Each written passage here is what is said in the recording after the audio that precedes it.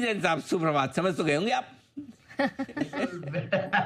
Very good morning Anil ji. होता है कई बार इंपॉर्टेंट न्यूज आ जाती है, सुमित जी के कॉल्स भी आते रहते हैं, मार्केट्स में फॉर्म रहता है तो सुमित जी भी पूरे फॉर्म में रहते हैं, तो फिर ना आपके हाथ में ना हमारे हाथ में है। फिर से हाँ आपके हाथ में तो क्या है बट नहीं नहीं बिल्कुल। अच्छा पहले ये बताओ, कल देर शाम प्रधानमंत्री जी का संबोधन सुना आपने? बिल्कुल सर, जी बिजनेस के ऐप पे सुना था, मैं अरे वाह। गाड़ी में था अनिल जी। जी हम्म। बिजनेस को चला के रखते हैं, मैं तो हर चीज जी बिजनेस पे सुनता हूँ आजकल, यूथ का भी जो भी था अपडेट्स वो जी बिजनेस पे ही सुन रहा था। मैंने क्या मेरी बात। वाइफ को ही बोला इधर उधर नहीं सुनते, हम तो यहीं पे ही सुनेंगे, और बहुत मजा आया सुन के अनिल जी। जो बातें कही, टॉक्स एंड ट्रेड और टेररिज्म एंड दिस थिंग, वो सारी चीजें बहुत बढ़िया थी सर। बढ़िया। चलिए आइए अब बताएं आपकी पसंद का आज का जेम स्टॉक। बिल्कुल सर।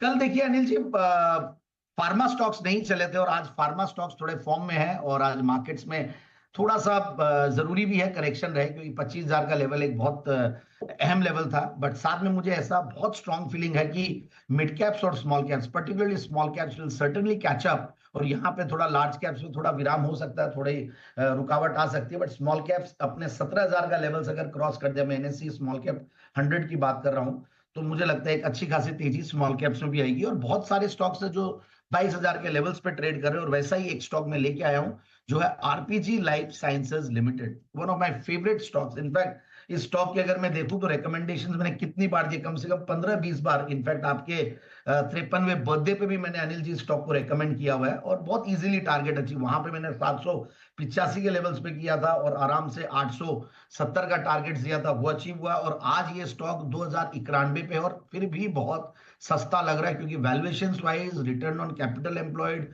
और ग्रोथ, ये सारी चीजों को कंपेयर एक साथ करना पड़ता है, पेग रेशियो को कंपेयर करना पड़ता है, तो पेग इज जस्ट 1। तो ये सारी चीजों को देखते तो ये स्टॉक बहुत सस्ता है, और 8 रुपए का फेस वैल्यू वाला शायद एकमात्र स्टॉक है लिस्टेड। तो strong capital structure, strong promoter background, strong fundamentals, zero debt company हमें अगर इतनी सस्ती मिलती है, और उससे भी बढ़िया बात है टेक्निकली, अब आज बोलते बोलते हो सकता है कि 3-4-5% बढ़ जाए, बट ओवरऑल 200 डेमा जो इसका मतलब, और 250 वेमा जो कि 2072 इस लेवल पे सपोर्ट ले रहा था।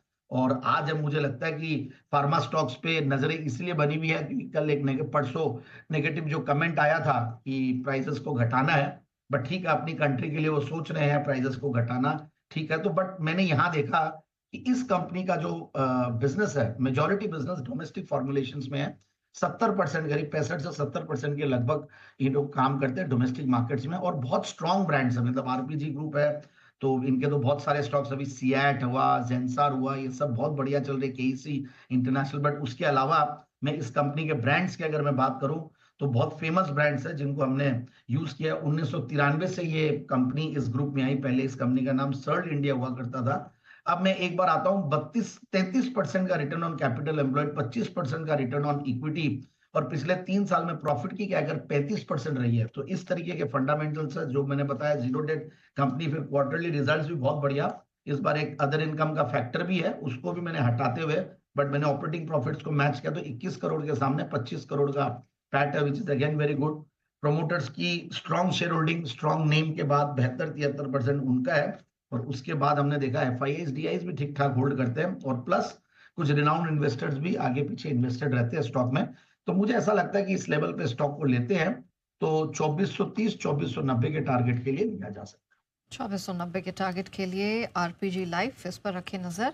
दमदार फंडामेंटल्स है और आगे भी स्ट्रेंथ के पूरे सिग्नल है। 2090 के आसपास आप एंट्री करके चल सकते हैं। आइए